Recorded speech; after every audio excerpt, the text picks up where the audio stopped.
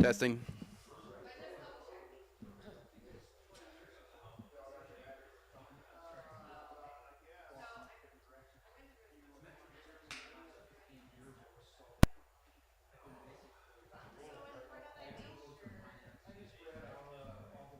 Testing Jen. Testing Jen.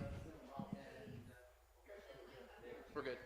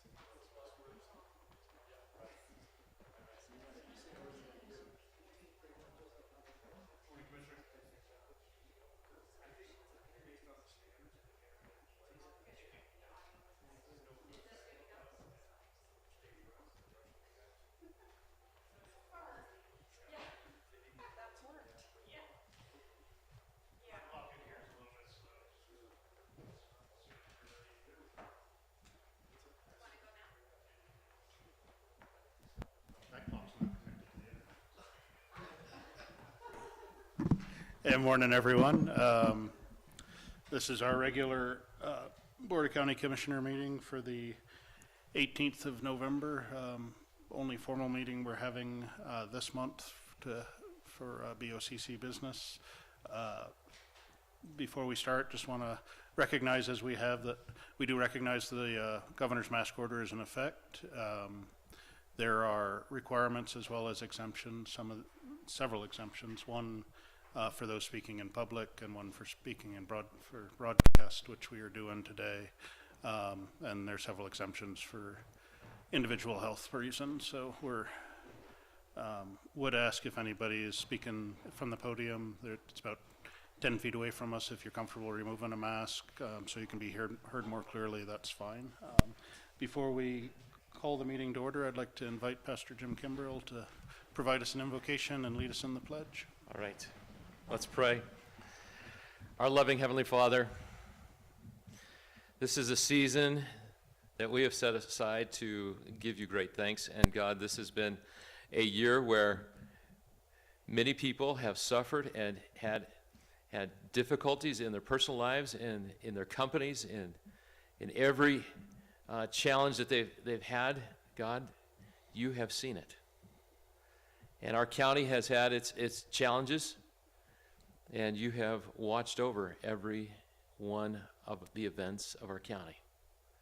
And so, God, the fields we were feeding our cattle in July of this year, the rain stopped, the grass didn't grow, and you're in charge.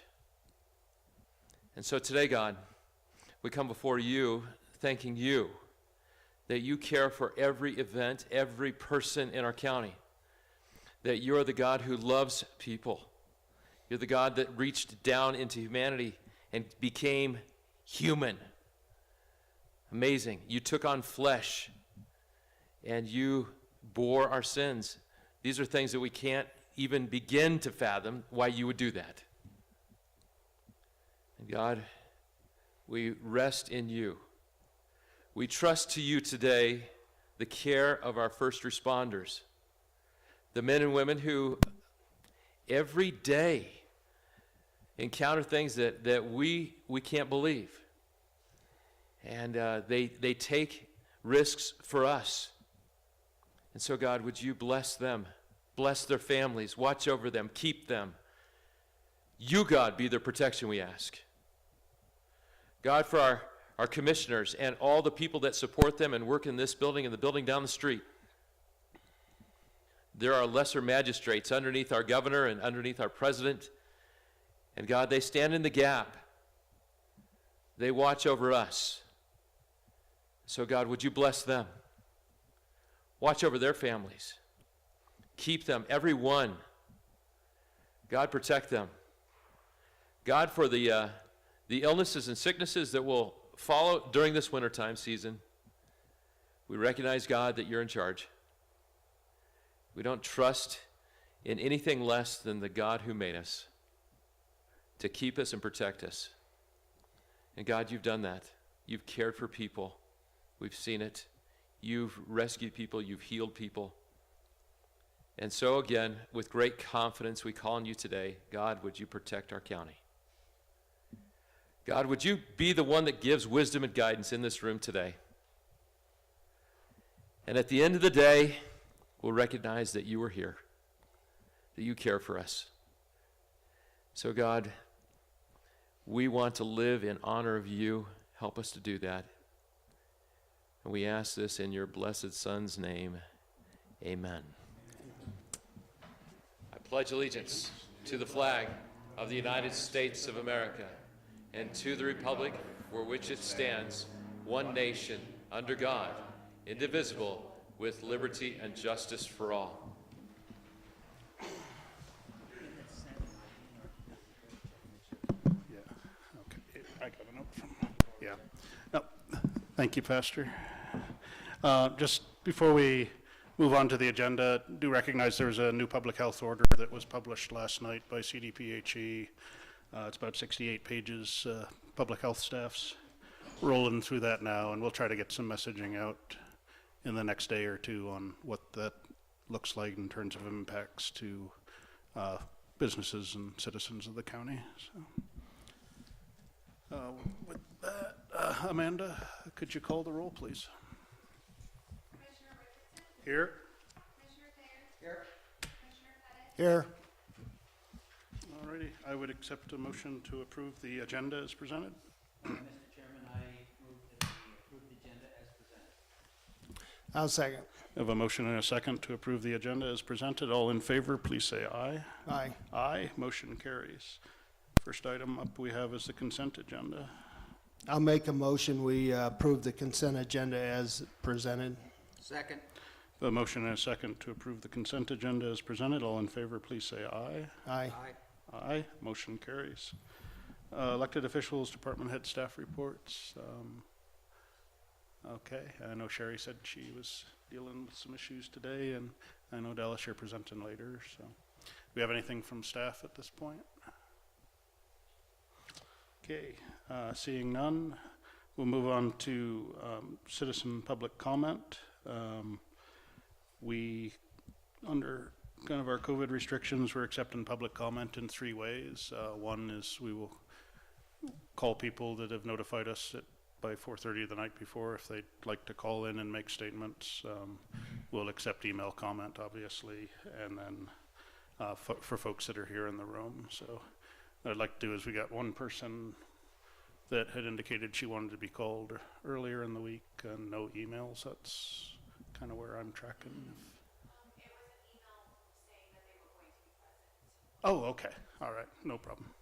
Alrighty. So if that's the case, then I will open it up for public comment in the room. Diana?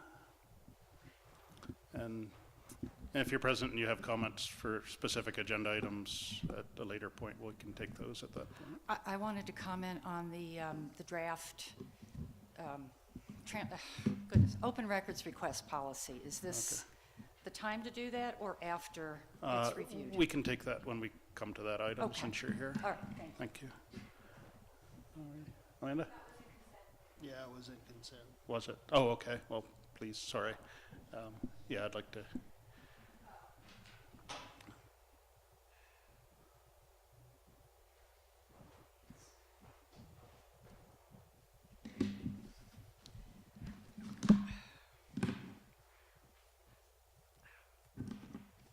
May I approach? Yeah. This is just some of the documents I was going to. Good morning. My name is Diana Edstrom. I am at 26060 County Road 41 in Elbert. And the comments I wanted to make this morning regard the new draft procedure for open records requests. I wanted to speak specifically to the part in there about contracts. And if I read the information correctly, it sounds like contracts should be available to the public from the clerk and recorder's office. I did try to get a copy of a contract through Open Records for the last month or so, was directed to the BidNet Rocky Mountain system, which is part of the process. That system is not a public system. It's meant for vendors. Part of that documentation is in what I have provided. And I did send an email to the county on October 20th to everybody here, including the county attorney and Mr. Albrecht, showing that system, following the process that had come back in the open records request as to how to get contracts. Doesn't work. And never did receive any kind of a response or an acknowledgement from the county, just so you know.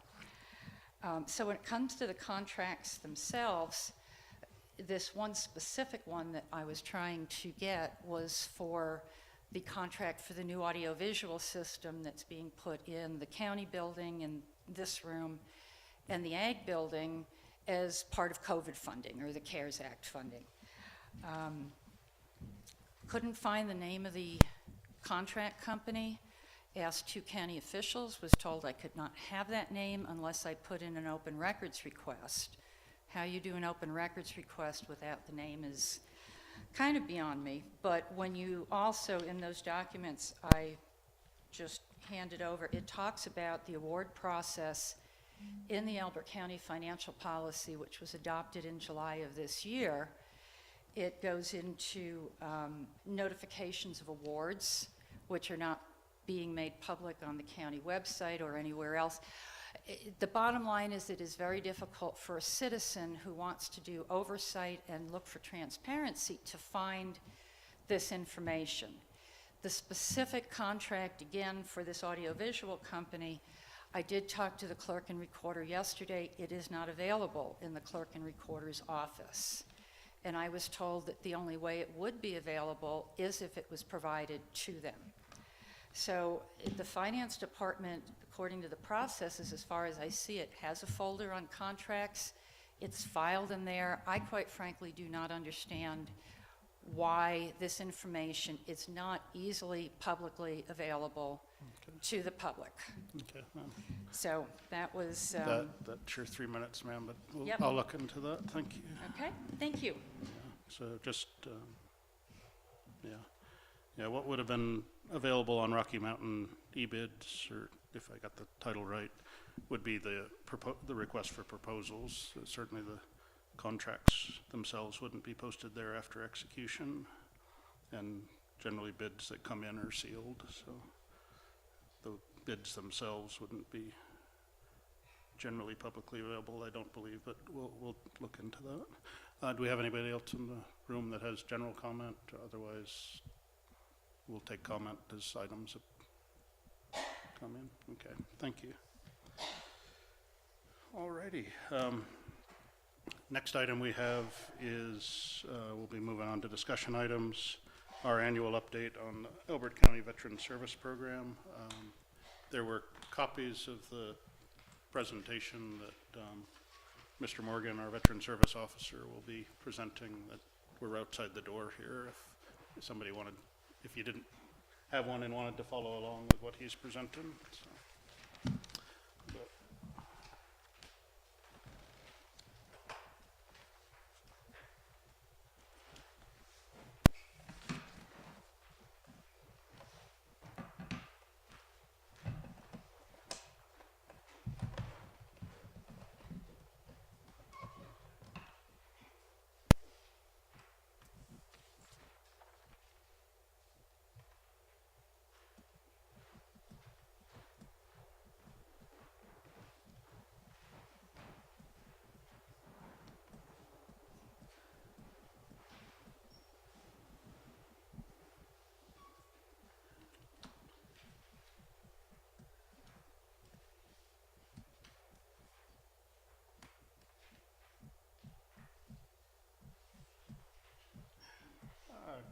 morning, Rick.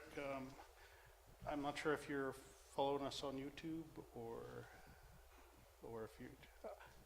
Oh, okay, yeah, because usually there's a bit of a delay on that. I'm going to go ahead and put you on the room speakers here, and if you could just give an introduction of yourself a bit, and folks in the room have hard copies so they can follow along. Are the graphics up on the screen?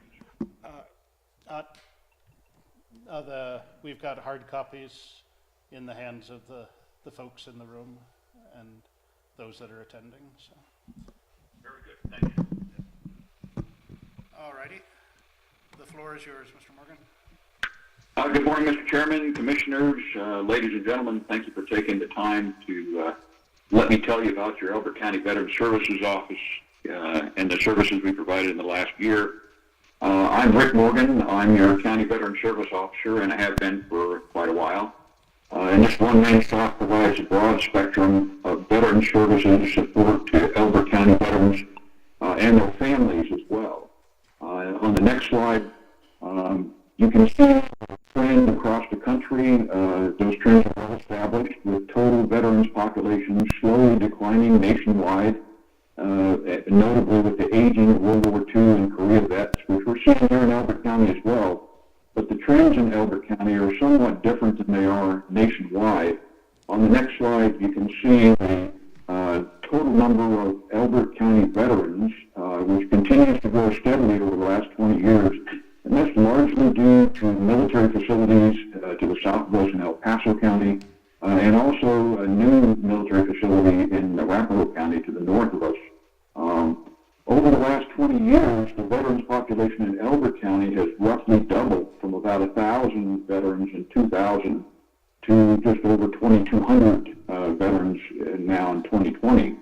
And over that same time frame, the federal VA expenditures for Elbert County veterans has increased by over 10 times over that same 20-year period. Now, clearly, the County Veterans Service Office can't take full credit for all that increase, but we'd like to think that we do contribute significantly to the increase over the years.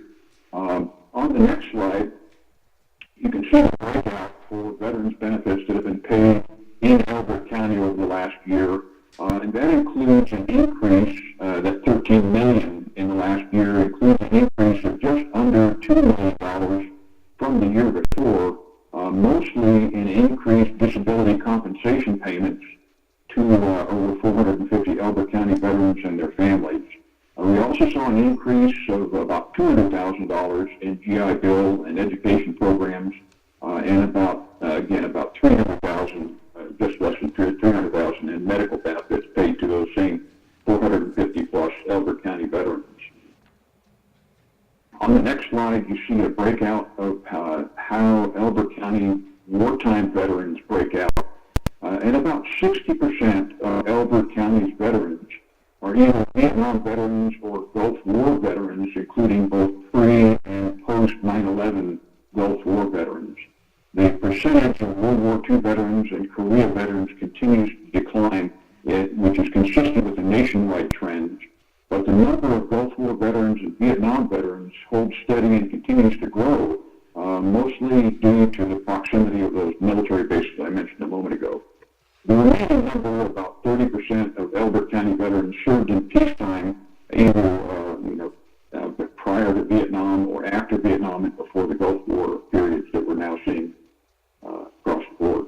On the next slide, you see the distribution of Elbert County veterans receiving VA disability payments, and also a breakout based on age to show the age of the recipient for VA benefits. About 1/4 of all of the 450 Elbert County veterans receiving disability are Vietnam veterans, and you see that bulge there in the 65 to 75 age group. But about another quarter, perhaps more than a quarter, of Gulf War, including both post-9/11 and pre-9/11 veterans, also account for a growing percentage of compensation benefits as those populations, those veteran groups, begin to get a little bit older, approaching 50 years old and so forth, for some of them. On the next slide, you see the breakout, which is just a tally of the number of calls and visits and correspondence that's handled by this one-man shop. And of course, we fielded hundreds of inquiries about benefits from veterans and their families. We currently have 429 open active files for benefits, and about 43 or 44 veterans files were retired in 2020.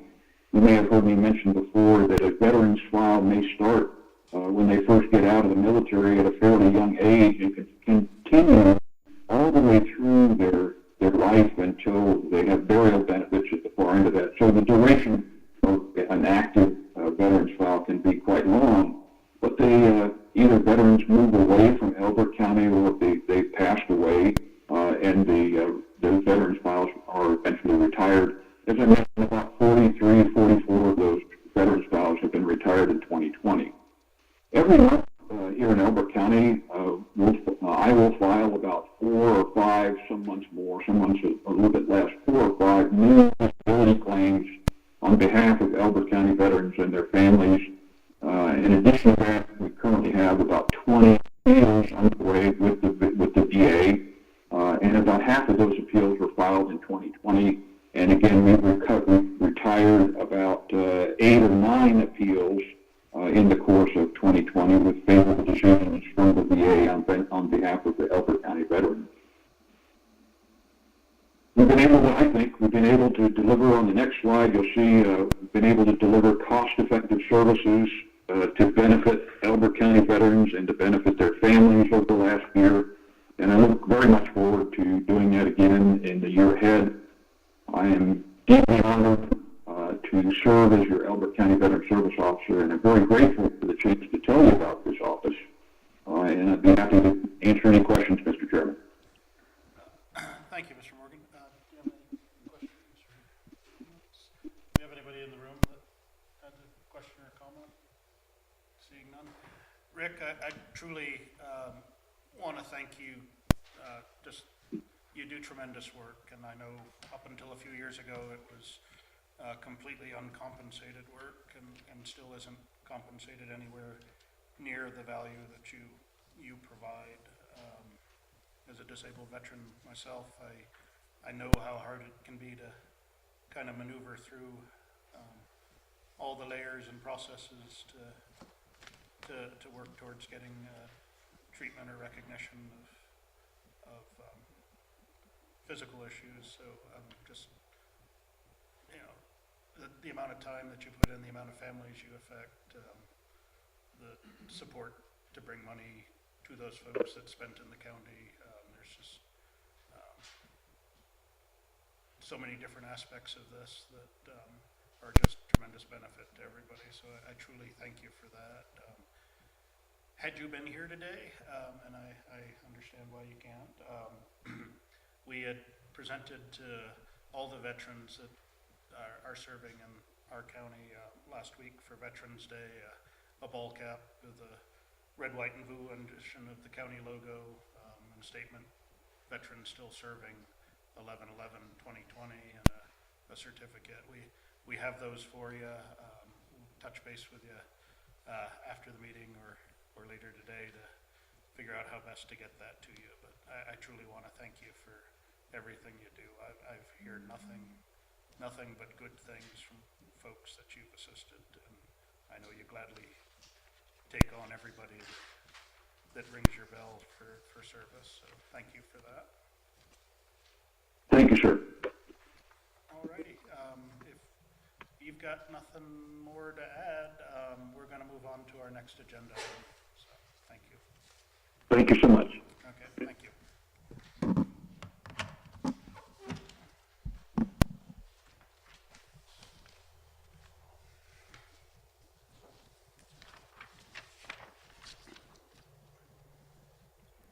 Alrighty. The next item we have on the agenda is the discussion of state and local election results with Della Schroeder, our county clerk.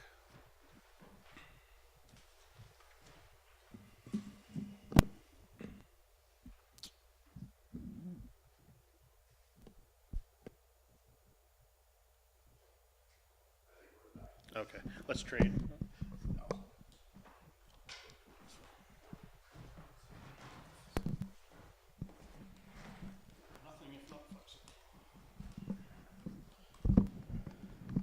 It worked before the meeting and the test, but you know how that goes. Before I get started on the election, I just want to reiterate what a great job that Mr. Morgan does as our Veteran Services Officer. From time to time, we have people that come into our building. I guess they think we're the clearinghouse for everything sometimes, that have different veterans issues. And anytime I can point them to Mr. Morgan, we get nothing but positive reports back, and that he really goes to bat for folks and does a great job representing them and representing our county. So for what it's worth, I wholeheartedly hope we keep Mr. Morgan for a long, long time as our Veteran Service Officer. He does a great job. Our elections report today is going to be a little bit longer than normal. What I usually do after an election, we got some different things that I'd like to cover, so I'll try and just keep it to pertinent facts and not get too far in the weeds, but we need to discuss a few additional items that we normally don't discuss during this time. So what I'm going to do is kind of go where we are now, looking forward, and then we're going to work our way backwards a little bit, and then we'll talk about the different state issues at the end and how Elbert County voted versus the statewide races. Currently, right now, we're in the middle of our risk limiting audit. We had our first round on Monday, and I am very proud and pleased to report that our team had a 100% accuracy rate with the first round of the audit. Unfortunately, statewide, that was not the case, and so we have notification that we will be moving to a second round tomorrow, and we will conduct that tomorrow, and hopefully that'll be the end, but the options are always there that if the risk limit percentage is not met, that we continue to go to additional rounds to assure that. And I'll talk a little bit about the RLA later and exactly what all that means, but that's where we're at as far as the timeline. We're in the middle of doing the audit. Statutorily, our election has to be certified by next Wednesday, the day before Thanksgiving, so this audit has to be completed satisfactorily by then, and then Canvas will meet and certify our results. After that, the Secretary of State's office will compile the different abstract votes from across the state, and we fully expect that on the 30th of November we'll be notified that we will be conducting a recount on Judicial District 18 for our DA race. Currently that race sits at a 1,400 vote margin, and with Mr. Kellner leading Ms. Padden. And so we expect that between Arapahoe, Douglas, us, and Lincoln counties, we'll be conducting that recount election. That will involve rescanning of all the ballots, and we will then have our new results. We know from a certain commissioner primary race that when we do that, we often have very similar results, if not the exact same, and if not, we can always point exactly where the difference is in those ballots, why there might be a difference. So we will conduct that recount. It has to be done by December 8th. So we get a lot of questions, aren't you glad that the election is over? Well, not quite. We're getting there, but we're not quite to that point yet. But we're over the hump, and we can see the light at the end of the tunnel. And so I just want to give you some numbers. I know numbers sometimes are hard to comprehend when they're just given to you, so we'll try and make it short and sweet. Elbert County was like many other counties and states across the nation. This was our highest turnout election ever. We had a 91% turnout, which is tremendous. We had a lot of people that we found out last presidential election that they only are really concerned about presidential election years. And so that means that there's a lot of paperwork leading up as people reactivate their voter registrations and so forth. And so we end up with a large number of active ballots as well that were out there. And so we have just kind of a breakdown. Everybody here knows that you received a ballot in the mail. Colorado is an all-mail ballot state, but there's still an option for people to come in and vote in person if they so desire. Throughout the time period of the election, we have the 2 week beforehand where we're open at our office for early voting, and then on election day at our office, and then our 2 remote sites at Spring Valley Golf in the town of Elizabeth. We had a total of 1,033 in-person voters during the entire period, which equates to about 5% of the total. On election day, that we had half of those, it was 531. And so on election day itself, our office serviced 311 in-person voters, Spring Valley Golf 153, and the town of Elizabeth 207 in-person voters. Overall, our drop boxes were by far the most popular way to return the ballot. We received only 10% of our ballots back through the mail, which sounds a little counterintuitive, being that we're all mail ballot state, but really what that means is that we send the ballot to you, not that you have to mail it back to us to return it. But that certainly is an option, and 10% of the population did that. Of returned ballots of 1,779 ballots came back through the mail. The rest were received through drop boxes, and so that's pretty exciting for us. It helps us out a lot. We're able to pick those boxes up and work them as they come in, and it really helps us out for everybody using those drop boxes. The breakdown in the drop boxes is as follows. The top one, once again, is our Elizabeth drop box outside the town hall there. Took in 40% of the ballots, which is pretty remarkable. The next one was our office, our drive-up box, took in 27%. Our new box up at Singing Hills by the firehouse up there took in 22%. And we also have a lobby in front of our front door, a box there people can drop, and that was 8% that came in and dropped them there. Interestingly, we had 1.9% of our ballots get dropped in other counties, and so state law says that you don't have to drop to your county clerk. It just has to be to a county clerk by 7 p.m. election night, and those count. And so we get a lot of, we got ballots from all over this time, including some from out of state, which I don't know what the other states will do with those, but we had a couple that were dropped in our boxes.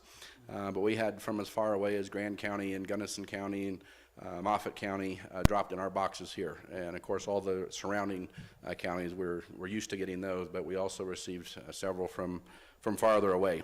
And so then it becomes either our responsibility or those other counties' responsibility to get those ballots back to us. And those do count if they're to a county clerk by 7 p.m. on election night. And so that's one of the reasons, you know, the numbers continue to trickle in and make a difference. And hopefully we all learned a good lesson on that in Commissioner Pettit's primary race of reasons why that happens. And that's one of those, is that other counties can get that. So those are some interesting facts that we kind of keep track of and lets us know what's going on and where we're at. And it's an interesting process. In presidential elections, there's nothing like it. We fully expected to have a lot of wound up people given the tenor of this year's election. And for the most part, our citizens were very respectful of the process, and we didn't have near the trouble that we were anticipating with people. And so I appreciate that from our citizens, and I think it goes a long ways to understanding the mindset out here. We're going to do the process and do it right. So we appreciate that. There's some specific people and some specific departments that I do want to thank. To begin with, our election judges are awesome. The group of judges that we have are dedicated to making sure everything is done correctly and accurately. We pound that in very early on with our voter training and with our judge training, and everybody climbs on board with that, and it's very, very important to everybody, regardless of party, that we get this accurate count. And so I really appreciate those folks, and so I always want to recognize them. We had an unusual large number of judges this year, expecting a large number of ballots, and so we had many new ones that helped us out, and it was a real blessing to work with them, and they all did a superb job. So representing the Democratic Party, we had Brittany Bazzelli, Julie Shirobi, Brad Eit, who's in the room today. Brad, thank you.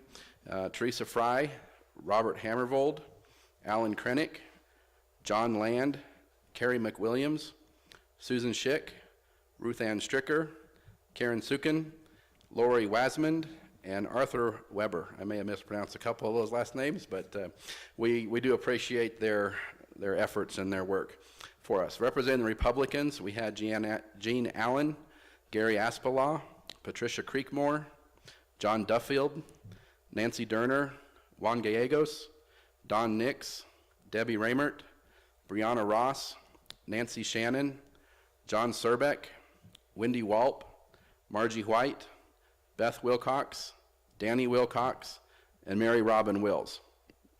In addition to that, this year we used 3 different student judges with the right sign-offs from the parents and all that good stuff, and schools can come and help us. And we had 3 young ladies that came and helped us, and it ended up being a real benefit for us. Those students were Elizabeth Peterson, Jessica Smith, and Elise Lindsay. And so it was the first time that we had used student judges in our elections, and they did a great job.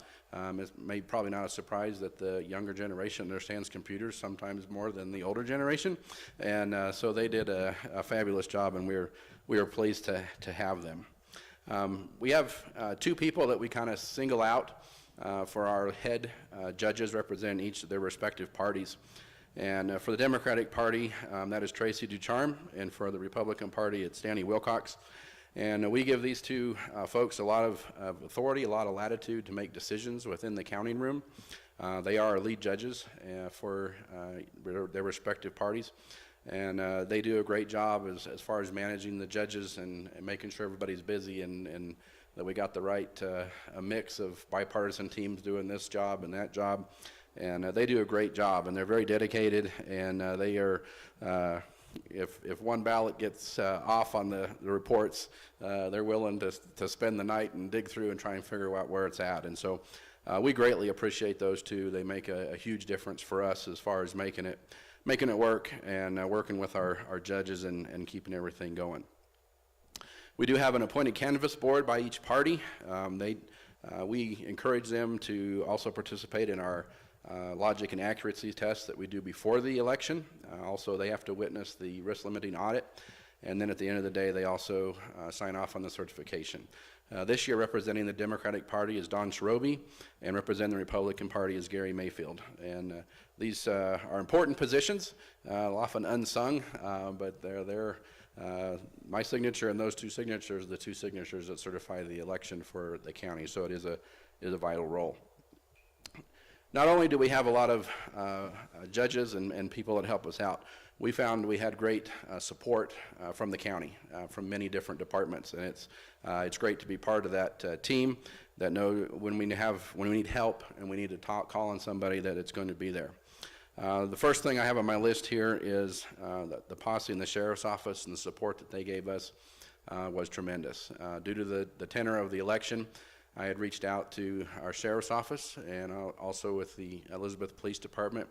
I'm asking for a little bit of extra security this year, particularly at our remote sites, because we just didn't know, and we want to make sure everybody is safe and feels comfortable coming to the polls. And so my hat's off to, they went above and beyond. The sheriff office had posse members at our location all day. They had posse members out at Spring Valley all day, and they are rotating out and periodically checking in.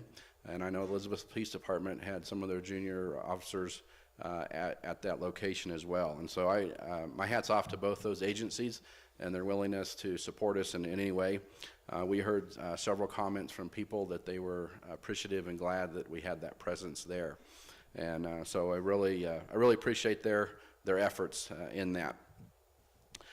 We lean a lot on IT in elections. None of us are IT professionals, and so we end up having to call and rely on Jen and her team quite a bit. And I know all the staff was continually getting emails from her saying, don't open these links, don't do this. And the cybersecurity this year was very elevated to make sure that there were no outside influences that came in. And Jen, I get the updates on all the different calls that we're supposed to do from Homeland Security and CI/SEAC and all these different places, and I just don't have time to be part of them. But Jen is on every one of them, and I really appreciate it because it knows that I know we don't have to worry about that. Her and her team have that taken care of, and I know you've talked many times that there's often foreign actors trying to break into our system daily. But yet it's blocked, and so it gives us a lot of assurance. We really appreciate her having our back on that cybersecurity side, and it makes us not have to worry about it, and we just take care of what we know.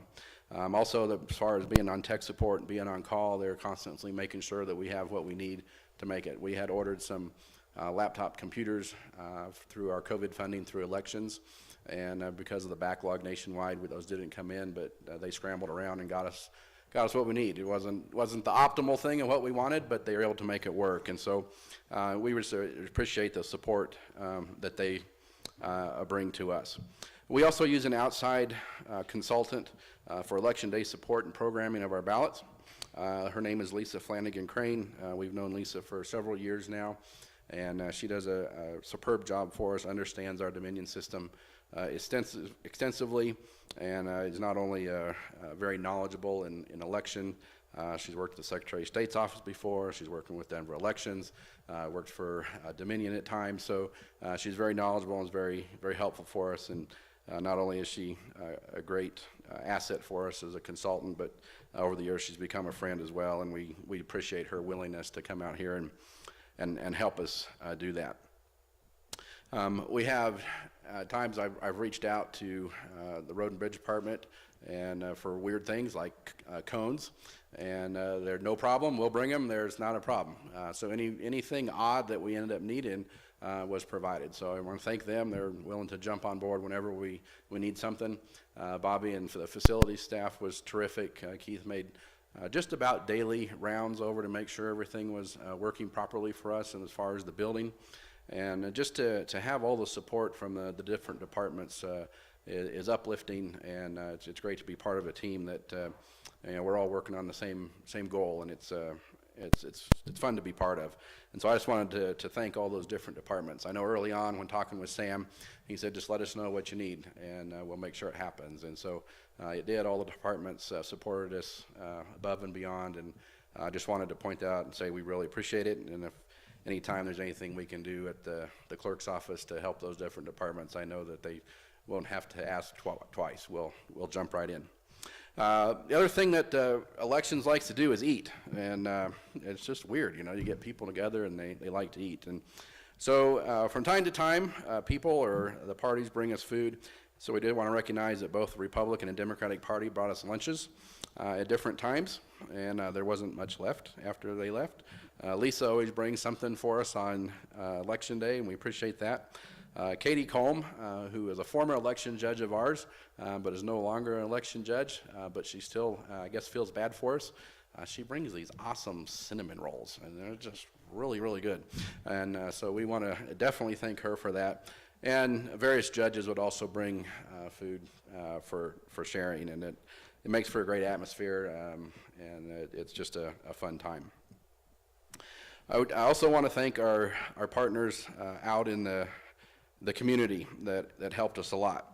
Elizabeth Firehouse at the Singing Hill Station with our new drop box was a tremendous asset to us. It took a lot of pressure, I believe, off of the Elizabeth drop box. And many, you heard 22% came through that drop box as being a brand new box. And so we really, really appreciate that. Chief Steck and the fire department were awesome to work with as we went through that process of getting that installed and doing all the different things we have to do as far as surveillance and all that good stuff to make it work and be under compliance with what they need to be. And so I really want to point out that the Elizabeth Fire Department Chief Steck were great to work with, and that box will be there for many elections to come, and it was a great addition to what we do.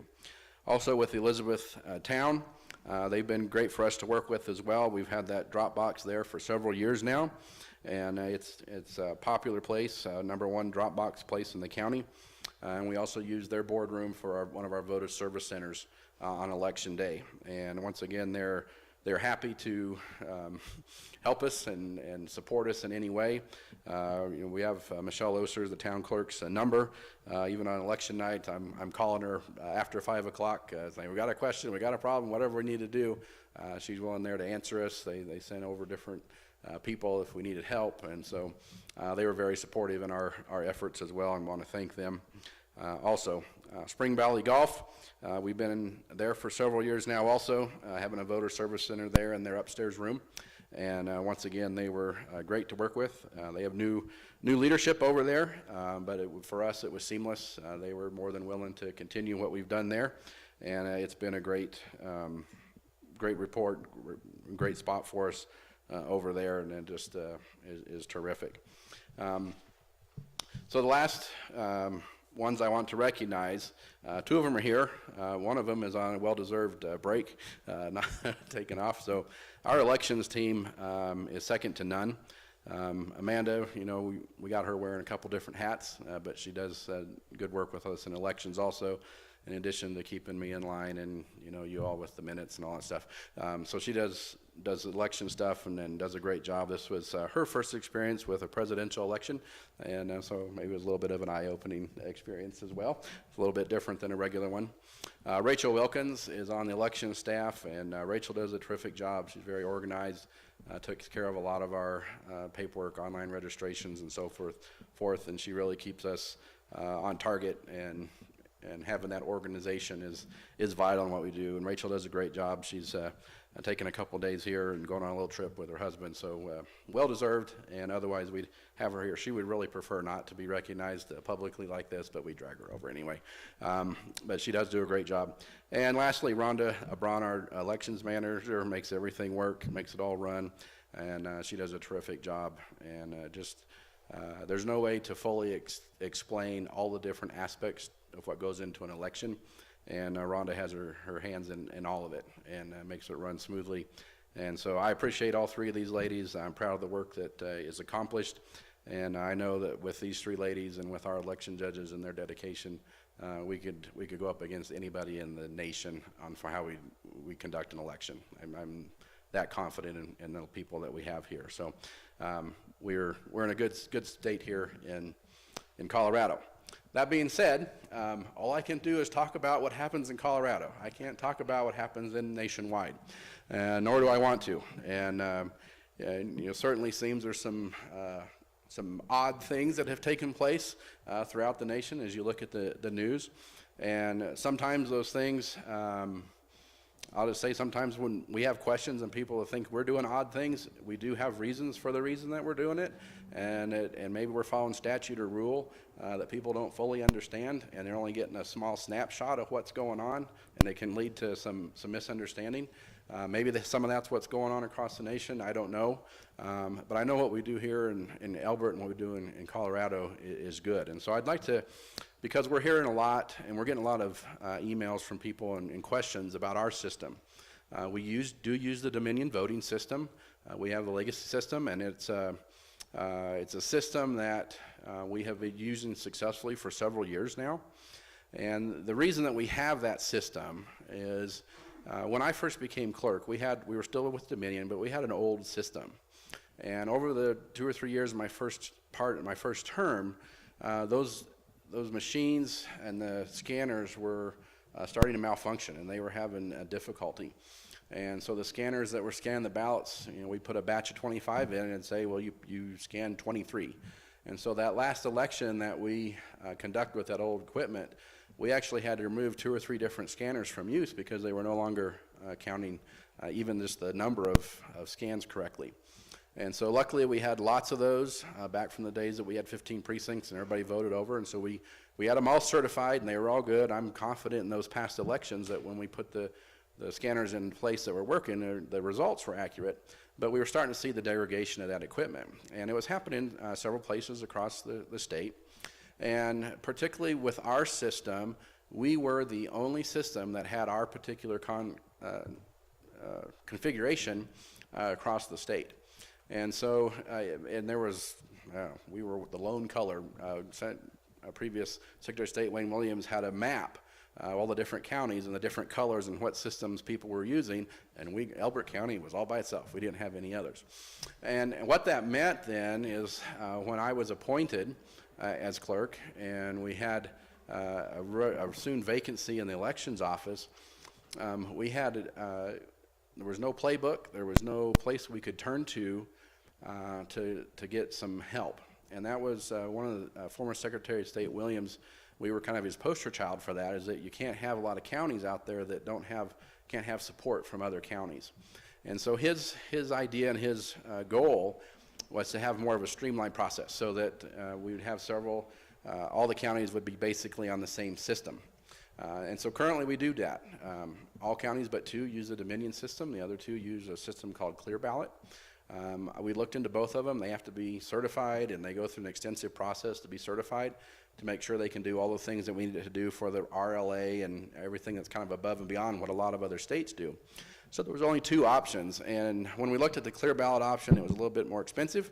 And on top of that, you kind of had to be a programmer to make it work. It was a lot more IT heavy than the Dominion system was. And so us, like 62 other counties, went with the Dominion system. And since then, we've learned more and more about the system and its capabilities and feel very, very good on what we do and how it works. And so it's an interesting conundrum we find ourselves in when we see other places that are getting, let's say, questioned about their system. But yet we know that what we do here in Colorado and with our Dominion system is different than what some other states do with their Dominion systems.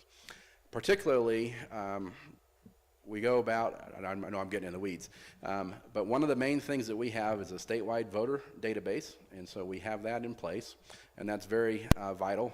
So when a person moves counties and they change their registration, and if they try and then to put a ballot in here and a ballot in Douglas, we get an immediate notification. And I think that's that they can't do that, and then they get to talk to the DA because that's what we do.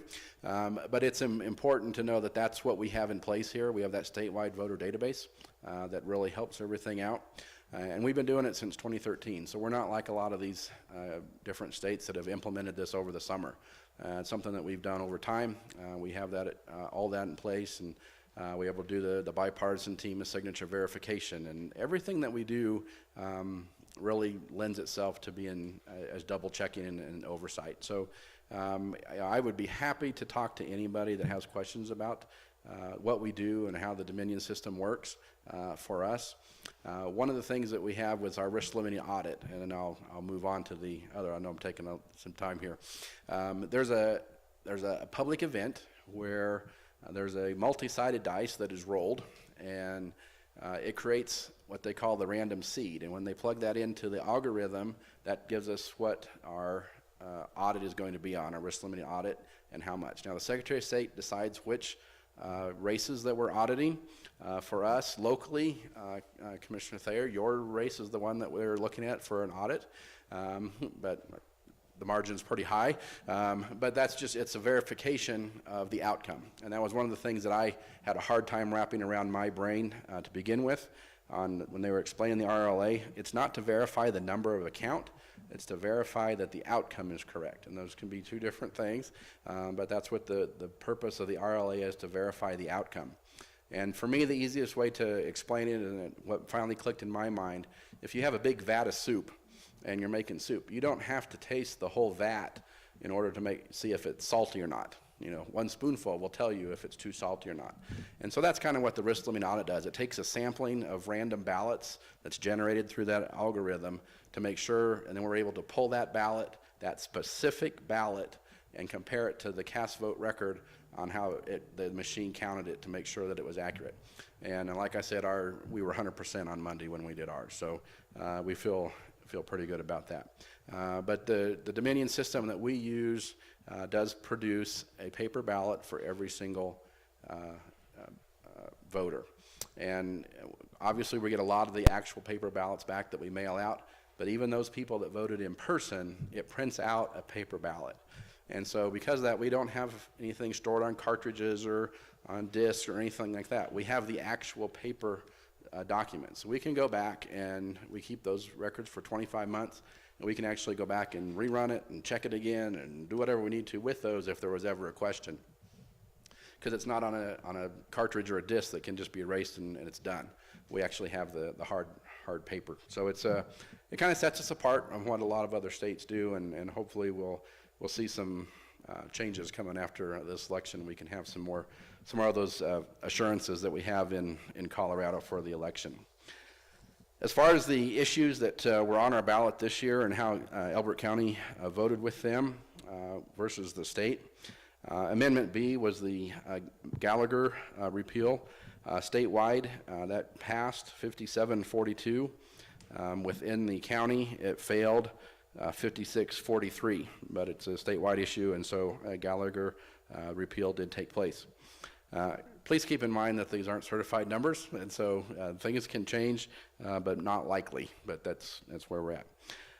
The Amendment C, which is the charitable gaming, that they can start doing raffles and stuff early, statewide was a 52-47 for. In our county, it was a 54-45 against. The thing with this one, since it was actually in addition to the Colorado Constitution, it required a 55% majority to pass, and so with 52% at this point, it failed. Amendment 76, the citizen have to be a citizen to vote in any election. In our county, passed 83-16%. Statewide, it was a 62-37 yes, and that was one of those also that required a 55% to pass, and it did meet that threshold.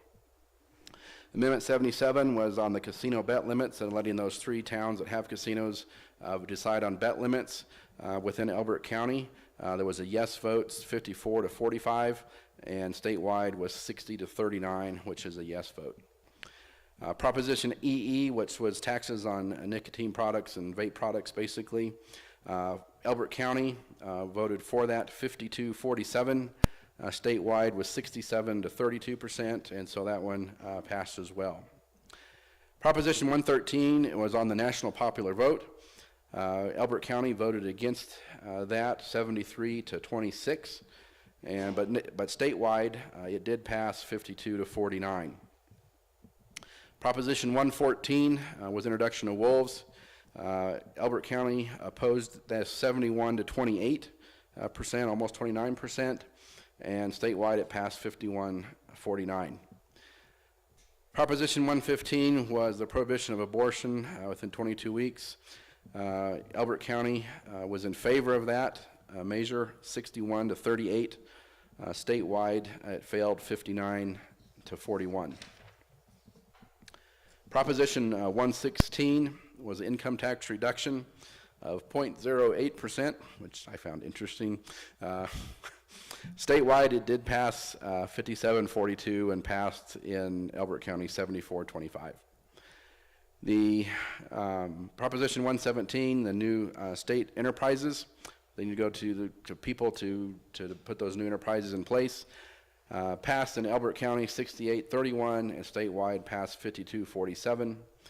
And the last one was Proposition 118, the Paid Family Medical Leave Act, which won't take place for a couple years yet.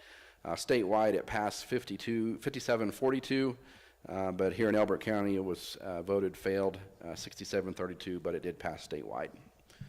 So I'm happy to answer any questions you might have on anything I presented and maybe even some things I didn't.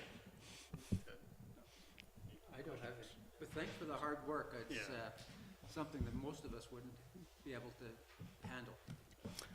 Well, they said early on, elections will either get in your blood or not, so I guess it got in my blood, I don't know. So can I ask you the question that was asked of the Arapahoe County Clerk a couple of years ago? Sure. Can you assure our citizens that every ballot received was counted and counted accurately? Yes, absolutely. Thank you. Yep. We were one off on the ballot, and we showed one over.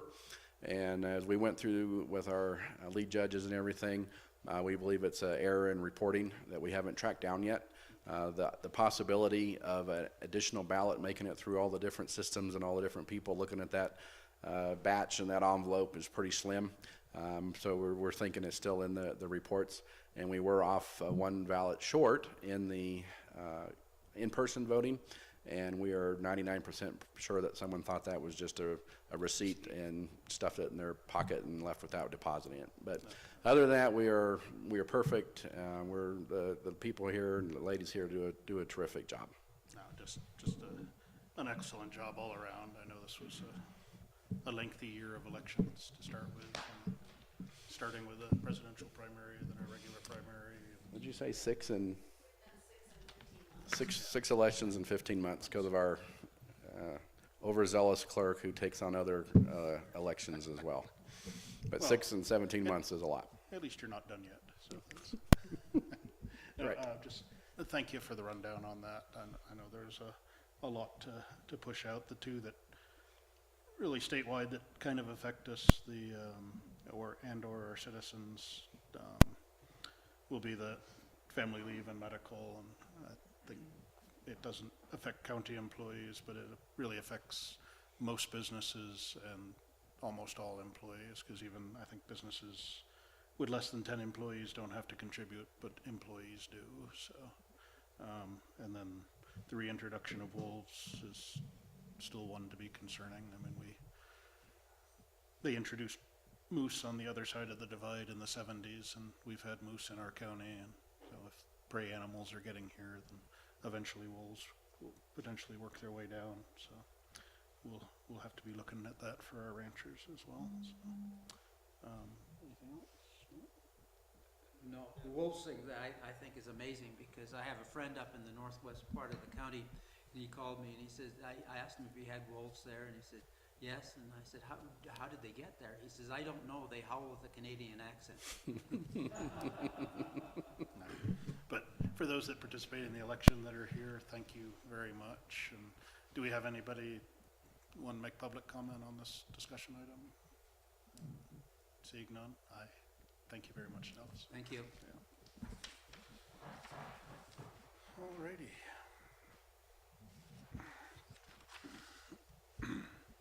The third discussion item we have is it's the second reading of an ordinance restricting open fires, open burning, and fireworks in the unincorporated areas of Elbert County. This is our second reading. The text of the ordinance has been published. To my knowledge, we haven't received any feedback or comment or recommended changes. we do have Kara Jasinski, the Elizabeth Fire, the fire marshal, and their director of administration had asked to be called on this one, so I'm going to go ahead and make that call. And Kara, if you're watching, you got a call coming. And then we'll continue. Okay.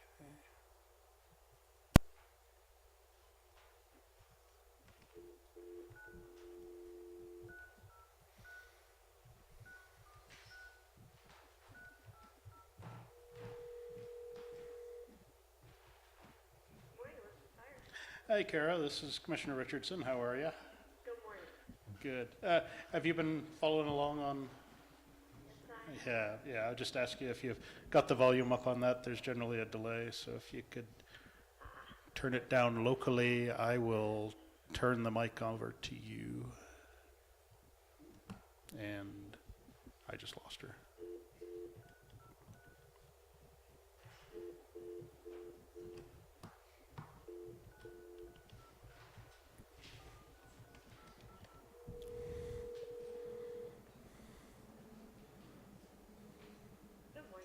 Morning, Kara. Sorry, I'm not licensed on this phone. Sorry. Okay. Yeah, I will just turn this over to you. I know you had some comments you wanted to make. So.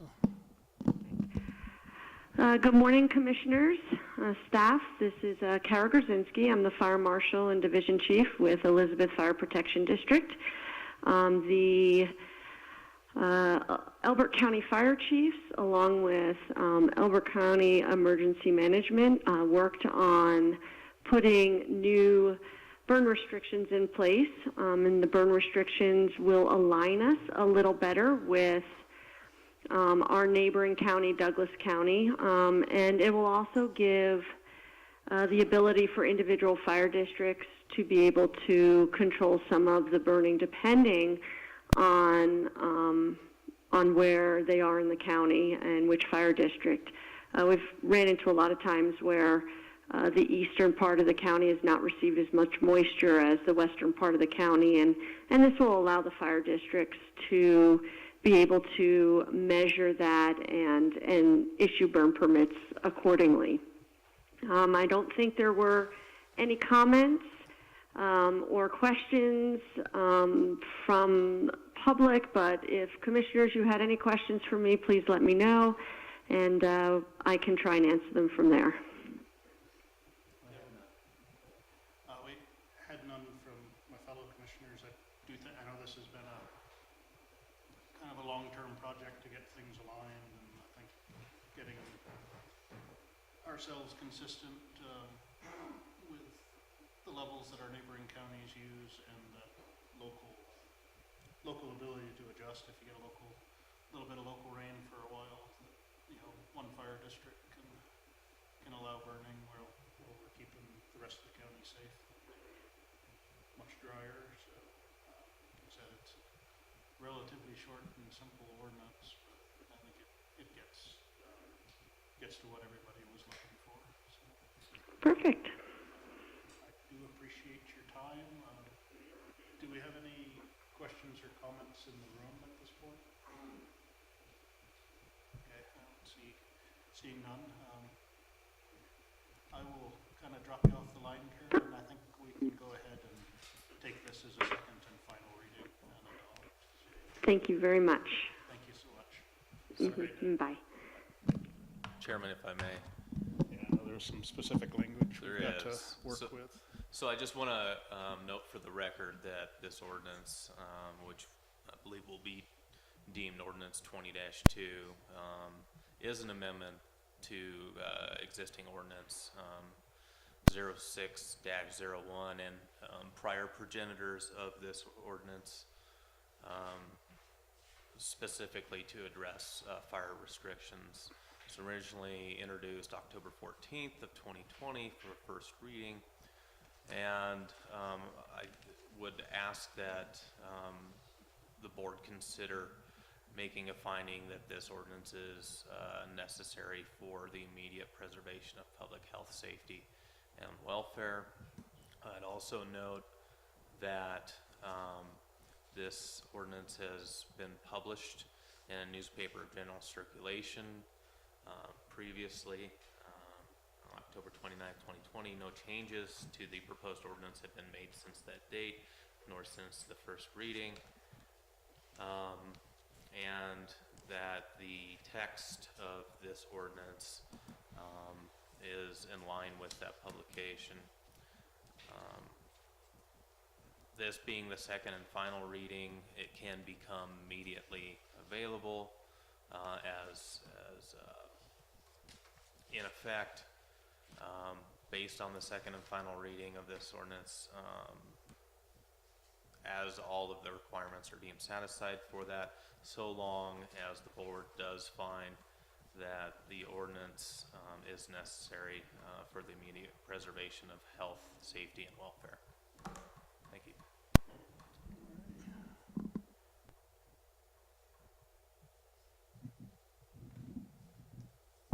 Thank you. Then I would accept a motion that we adopt this, finding it necessary for the immediate preservation of life, health, and safety of our citizens, that it's been properly published and is substantially identical to what was published and no comments were received.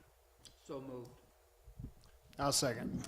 A motion and a second to adopt the ordinance restricting open fires, open burning, and fireworks in the unincorporated areas of Elbert County. All in favor, please say aye. Aye.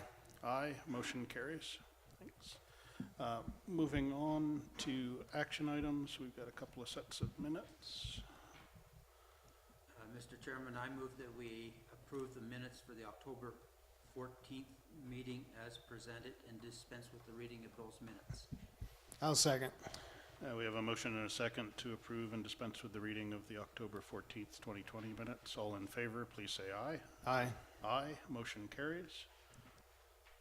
We've got a set of minutes from the October 28th meeting. I'll make a motion, we approve the October 28th, 2020 minutes and dispense with the reading. Second. Yeah, we have a motion and a second to approve and dispense with the reading of the October 28th meeting minutes from that BoCC meeting. All in favor, please say aye. Aye. Aye. Motion carries. All right, the next item we have is a resolution to vacate a portion of County Road 177. Rory, my understanding is this is a citizen request for vacation. Correct. Commissioners, Rory Hale, Director of Public Works. This is going to be short and sweet.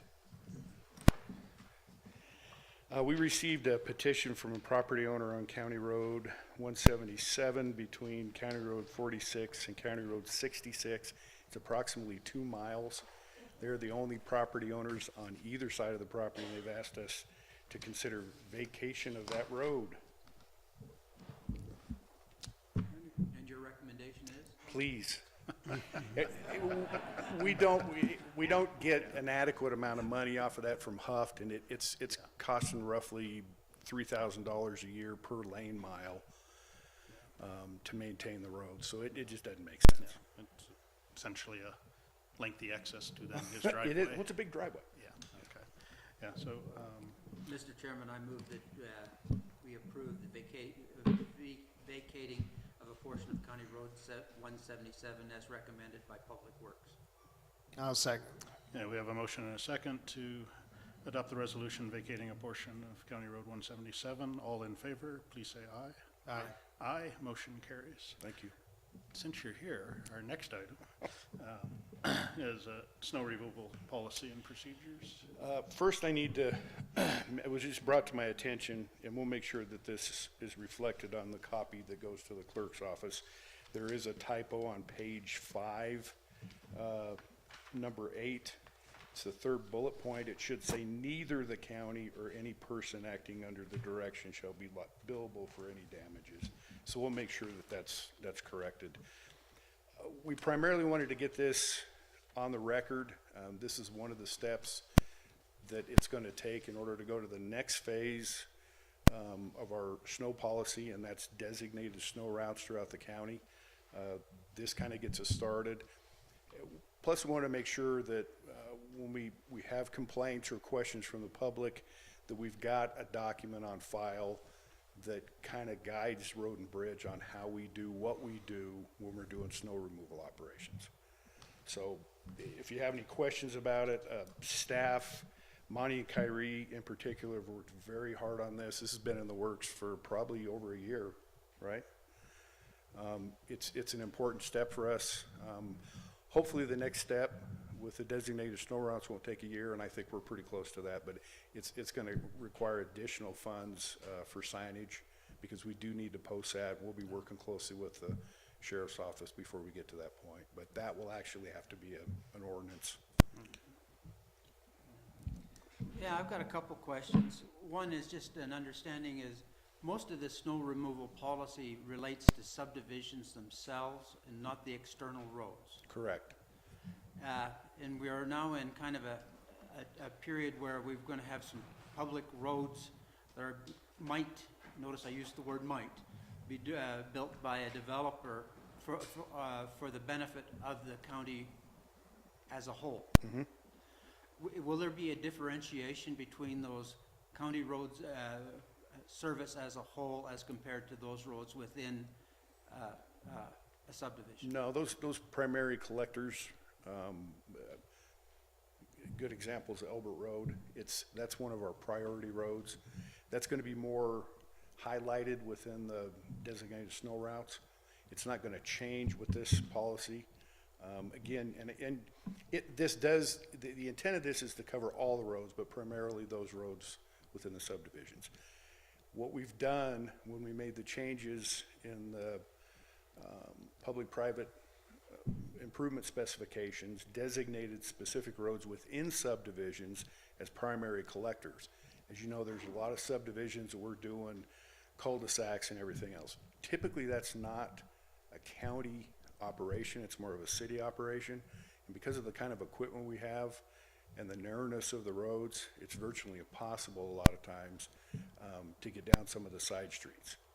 So again, it's a progression. Yeah, the thing that when I read this, I was a little confused, and I'm easily confused. So that is, what about roads that are being built by a third party in the 2-year approval process, but they interconnect existing county roads? That was I wasn't sure that I understood what you're thinking. No, those will continue to be priority roads.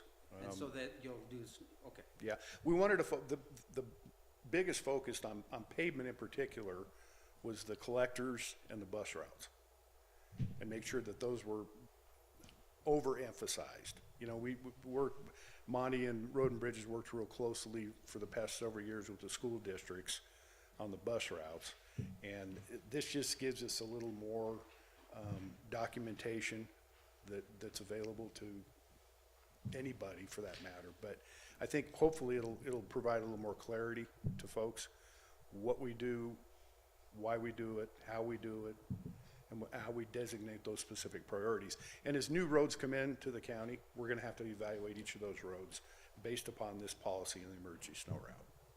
Yeah, and then again, that was where I was confused, is that I want to make sure that interconnecting roads that service the citizen population be considered important Absolutely, roads. they have to be, yes, sir.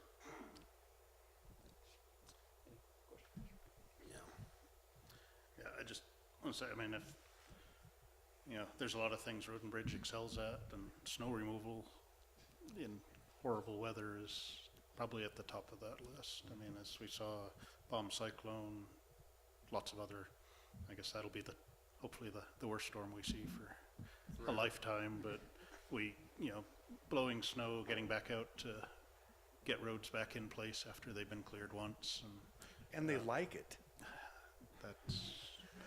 that might be a different issue, but anyway, but I think just providing clarity to all citizens on what we do, what we don't do. I know in an initial iteration, there was some concern from some of the fire districts that what does this mean in terms of emergency response, and I know that's been worked through, but even roads that are private roads, when there's an emergency, I know we've sent plow trucks and graders down ahead of ambulances to get folk to get ambulances where they need to go regardless of who built the road, what status it's in, whether it's private, public. Well, and we've made it very So, clear yeah. with the fire districts, regardless of ownership, if they call on Road and Bridge, they're gonna be there without hesitation. And that's not gonna change. Okay. No, I just appreciate the work that went into this. I know it was a long time to get to this point, and just, again, having something that's clearly articulated that everybody can understand is always a great step, so. Do we have any public comment in the room on this item? Seeing none, I would accept a motion to adopt this policy as presented. I'll make a motion, we approve the Albert County Public Works snow removal policy and procedures. Second. Okay, a motion and a second to adopt the policy as presented, I guess with the one correction you noted. All in favor, please say aye. Aye. Aye, motion carries. Thank you. All righty, and since you're here, the next and final action item we have today is a motion approving Wild Point subdivision roads for full county maintenance. This one's been a long time coming. As you know, we've been working through this for a couple of years. Originally, the roads, the majority of the roads, not all the roads, the majority of the roads within Wild Point were never formally accepted by the county. A lot of that was based upon the trigger being pulled by the developer to notify the county that they were ready, and of course the county didn't follow up, and this is years ago. We've worked with the developer, we've worked with the Metro District to try to get this addressed.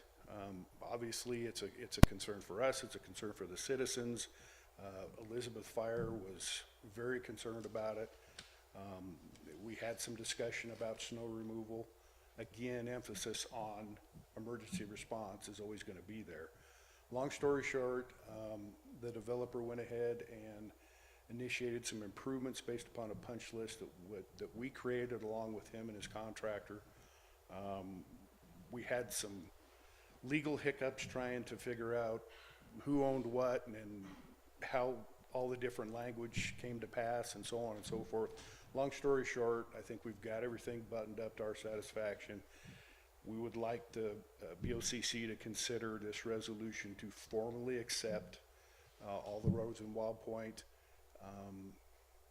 minus, I don't remember which one. We're still working out some details with another developer on the west end. Eventually, that's going to get worked out. The roads are listed in here, but again, we would like consideration be given to formally adopt these so we can add them onto our inventory. Just a quick question. Do you differentiate between the commercial property and the residential part of it? This is primarily going to be the residential part of it. We had already formally accepted Legacy, which is a commercial portion of it. And yeah, there's work that needs to be done on that as well, so. Yeah, like I said, I know there was quite a bit of history here, and I know just ensuring that the county the taxpayers of the county were not picking up responsibility for something that should have been on the developer or on a Metro, just working through the whole thing to get to the point where we are, where they can be properly accepted and that we weren't using taxpayer dollars for something that should be paid for by another entity. I think it was slow and painful, and but if I heard you right, I think this will accept everything except for generally what Williams Mark is building currently. Correct. Okay. Do we have any public comment on this? Okay.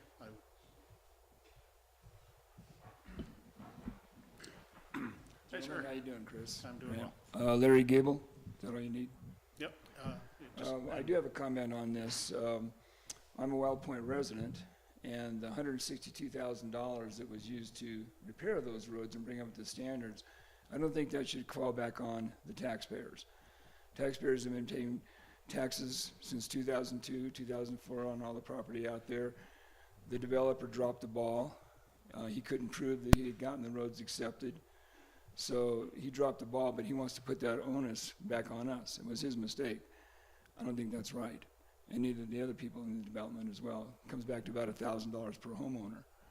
And I think this is something that's wrong, so I don't know what you can do about it, but that's our feeling. Thank you. Thank you.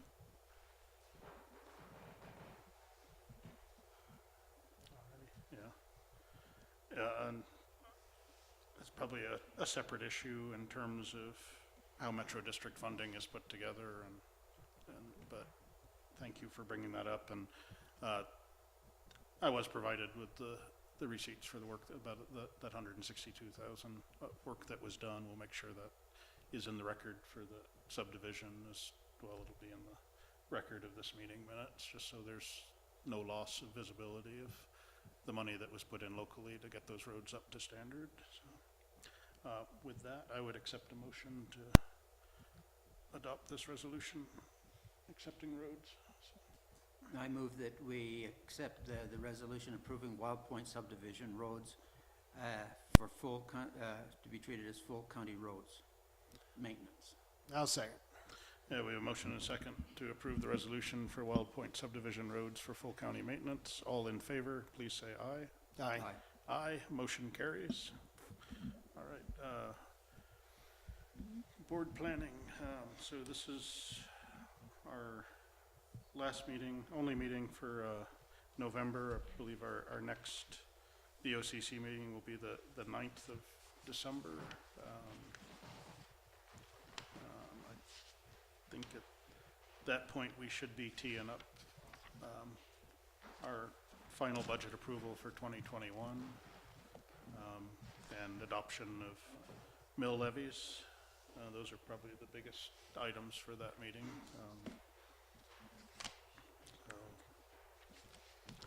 You have anything you want to add? No? Okay, so with that, I would call a recess until 1 p.m. this afternoon. We've got several land use items to consider, and that portion of the meeting will take place at the county fairgrounds. So, and the time is 10:18, and we are in recess. Thank you.